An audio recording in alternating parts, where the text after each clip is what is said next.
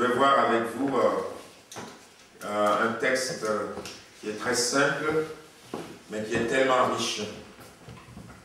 C'est Ésaïe 55. Voici, nous sommes devant un texte magnifique de la parole de Dieu.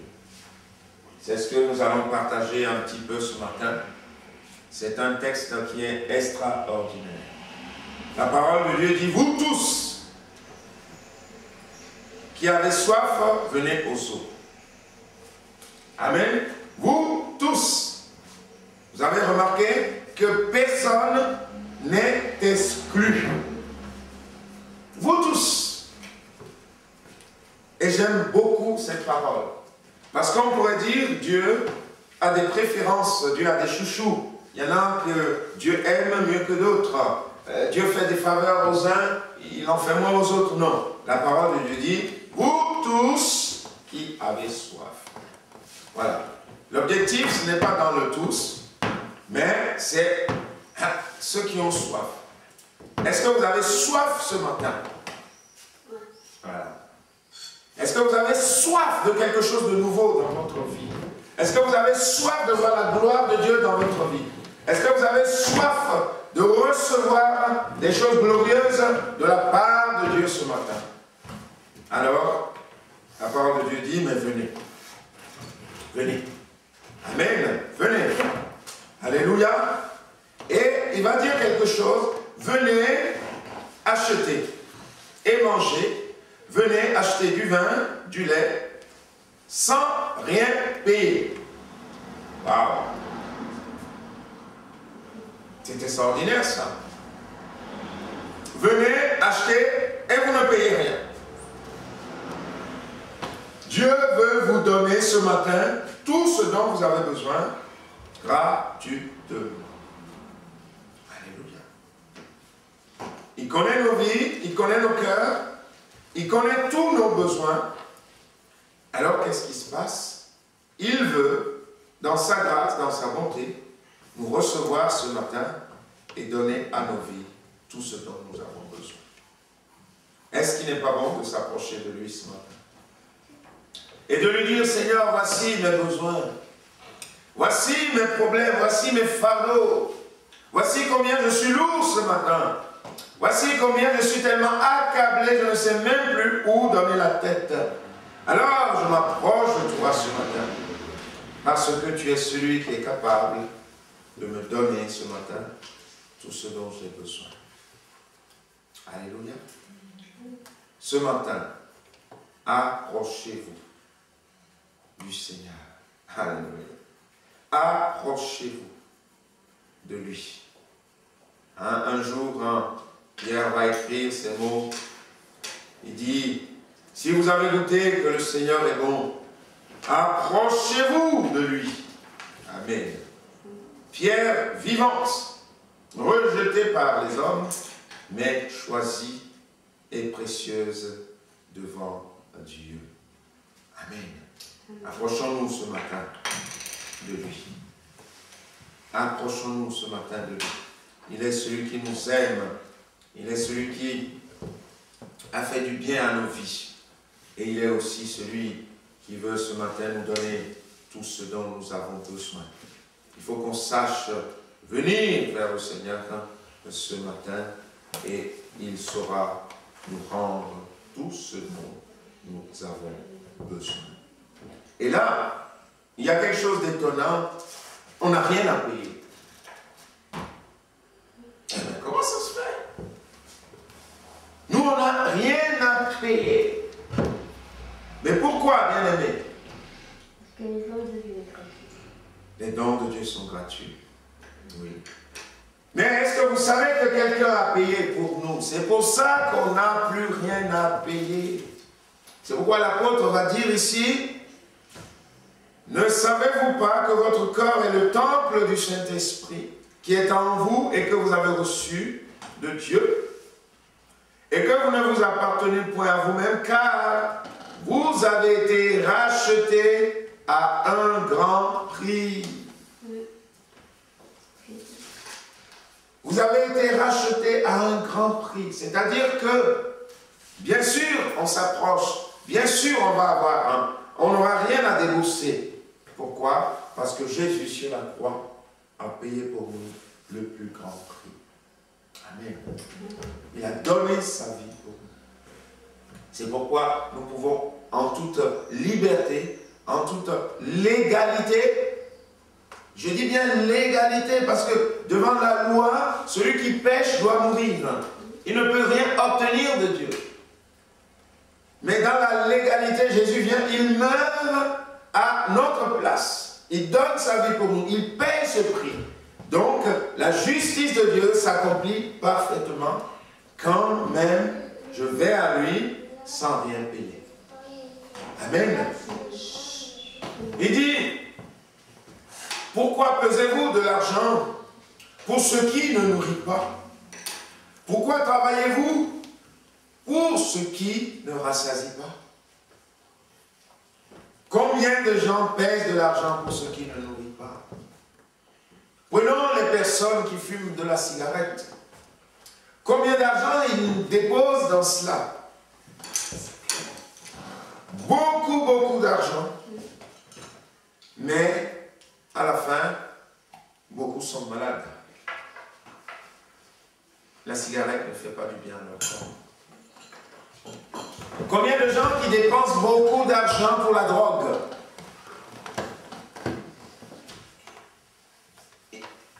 Il y a une femme qui a donné son témoignage. Un jour peut-être on le verra, parce que j'ai la vidéo. Et cette femme, c'est une sportive de haut niveau, qui a gagné des médailles. Et cette dame, elle dépensait à l'époque quelque chose comme 7 000 $ par semaine pour la drogue. 7 000 $ par semaine pour la drogue. Et je ne sais même pas si ce n'est pas plus. Par semaine. Elle pèse de l'argent pour ce qui détruit sa vie.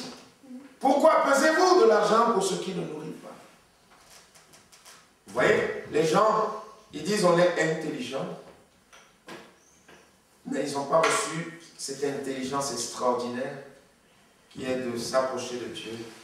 Et Dieu va permettre que tu obtiennes, non pas avec de l'argent, mais gratuitement, les choses qui sont bonnes pour ta vie, au lieu que tu ailles peser ton argent, tout ce que tu gagnes. Il y a ceux qui pèsent par exemple dans l'alcool. Combien l'alcool est destructeur.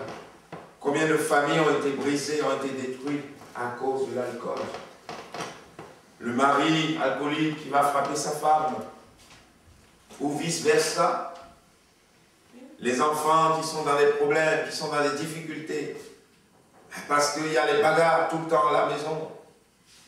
Et les familles sont détruites. On va d'ailleurs prier pour un enfant. On m'a donné son nom. Il s'appelle Leonardo. Et cet enfant, il a 13 ans. Il est au Brésil. Et il a pas mal de soucis. Et on va prier pour lui ce matin. Mais cet enfant, c'est lui qui ramasse bien souvent son père, qui est étendu par terre à cause de l'alcool. À cause de l'alcool. Alors, on va prier pour cet enfant pour que Dieu le bénisse, pour que Dieu l'aide, pour que Dieu le secoure. Parce que, n'ayant pas de modèle, c'est facile de se laisser entraîner et puis à faire du n'importe quoi qui n'est pas bon pour sa vie. Donc, j'ai ce sujet de prière qu'on partagera ce matin et on demandera que le Seigneur le bénisse. Et le Seigneur dit, mais non, vous travaillez pour ceux qui ne rassasient pas, non. Écoutez-moi donc, et vous mangerez ce qui est bon. Et votre âme se délectera de mes succulents. Amen. Écoutez-moi. Écoutez-moi. Amen. Prêtez-moi votre oreille ce matin. Recevez mes paroles. Et laissez mon esprit agir en vous. Et mes paroles vont prendre vie en vous. Et mes paroles vont transformer en vous tout ce qu'il y a à transformer. Et elles vont vous donner la vie et la vie avec abondance. Amen. Et le texte tellement magnifique, il dit traiterai avec vous une alliance éternelle. Amen. Une alliance éternelle pour rendre durable mes faveurs envers David.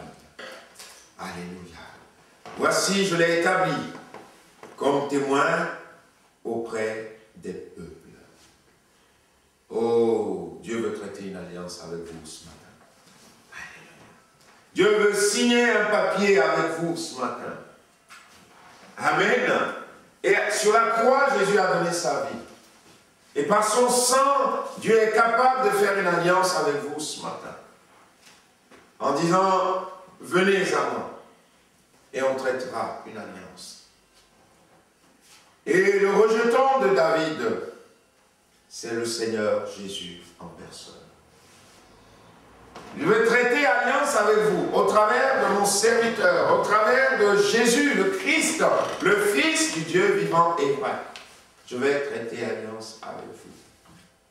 Je vais signer un papier éternel avec vous. Est-ce que vous savez que quand on s'approche du Seigneur, quand on accepte le Seigneur Jésus comme sauveur, comme Seigneur sur sa vie, on rentre dans une alliance éternelle.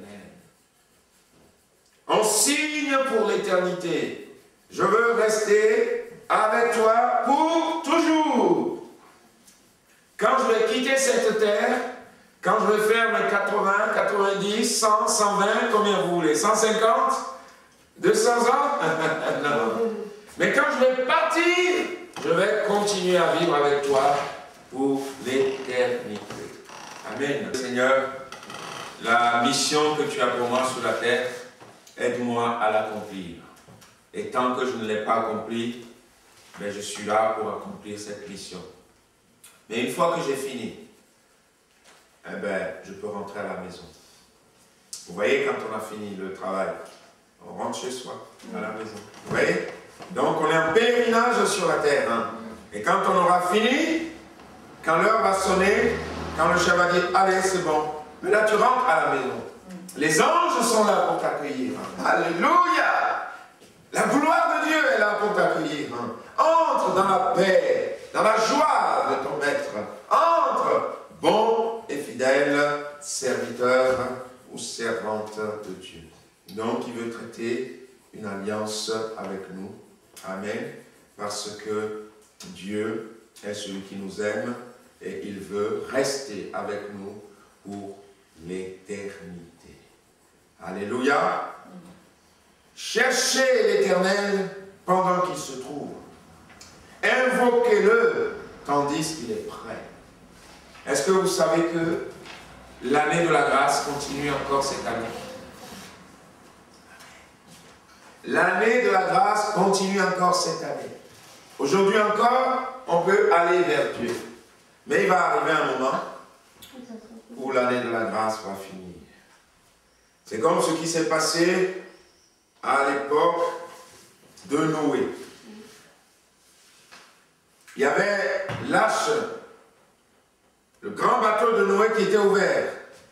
Et chaque fois, il allait appeler les gens, entrez, entrez, entrez, entrez, entrez, parce qu'à un moment donné, la porte va se fermer. Et ici, il va y avoir tellement de pluie que les gens ne vont pas pouvoir tenir. Mais comme il n'avait jamais plu, il dit, il a encore bu du vin. Oh là là, arrête avec tes bêtises quand même. Et oui. C'est comme ce qui se passe aujourd'hui. Dieu va venir pour chercher son peuple.